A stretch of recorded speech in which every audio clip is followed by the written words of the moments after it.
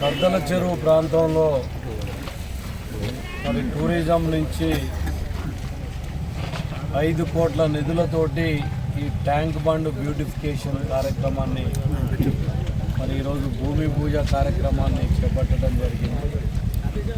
మరి నేను tourism corporation chairman అయిన తర్వాత సూర్యాపేట ముఖ్యంగా పర్యాటక ప్రాంతంగా తీర్చిదిద్దాలనే ఉద్దేశంతో ఇక్కడ ఈ నిధుల్ని మరి శాంక్షన్ చేయటం జరిగింది.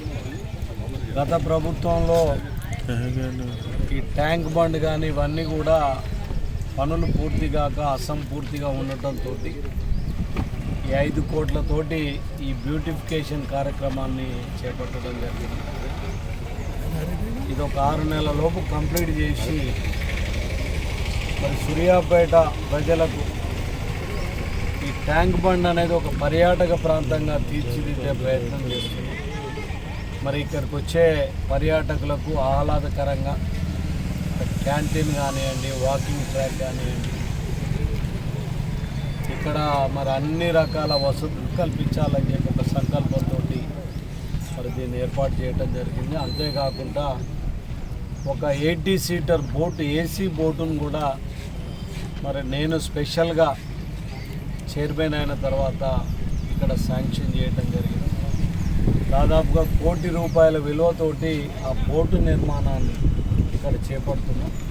ఇంకొక నెల రోజుల్లో కంప్లీట్ చేసి గౌరవ మంత్రి, పర్యాటక మంత్రి జూపల్లి గారు, గౌరవ జిల్లా మంత్రి ఉత్తమ్ కుమార్ రెడ్డి గారి చేతుల మీదుగా మెయిన్గా అది పార్టీలు చేసుకోవడానికి అనుకూలంగా ఉండే బోట్.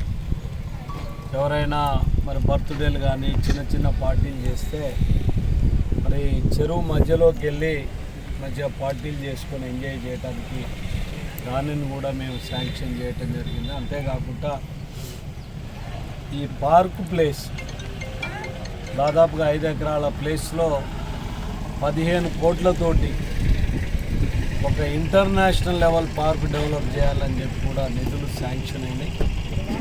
దానికి కూడా అతి త్వరలో పనులు ప్రారంభిస్తాం. టెండర్లు ప్రాసెస్ చేసి ఇంకా అవసరమైతే ఇంకా 10 కోట్లు పెట్టైనా ఆ పార్కును ఒక ఇంటర్నేషనల్ పార్కుగా, ఇటు ట్యాంక్ బండ్ కానివ్వండి, అక్కడ ఐలాండ్ కానివ్వండి, పార్కు కానీ ఇవన్నీ కూడా సూర్యాపేట ప్రజలకు పర్యాటక రంగంలో అభివృద్ధి చేసి మరి పిల్లలతోటి వస్తే ఇక్కడ అన్ని రకాల వసతులతోటి కాలక్షేపం ఉండే విధంగా పార్కులో ప్లేయింగ్ జోన్ కూడా ఏర్పాటు చేస్తుంది. ఒక చిన్న మినీ థియేటర్ను కూడా ఏర్పాటు చేస్తుంది. ఆ రకంగా ఈ దాన్ని అభివృద్ధి చేయడానికి మరి పర్యాటక రంగం నుంచి మేము కృషి చేస్తున్నాం. మరి నిధులు శాంక్షన్ చేసిన ముఖ్యంగా మా మంత్రి గారైన జూపల్లి కృష్ణారావు గారికి, రాష్ట్ర ముఖ్యమంత్రి రేవంత్ రెడ్డి గారికి కూడా ప్రత్యేకంగా ధన్యవాదాలు తెలియజేస్తున్నాం.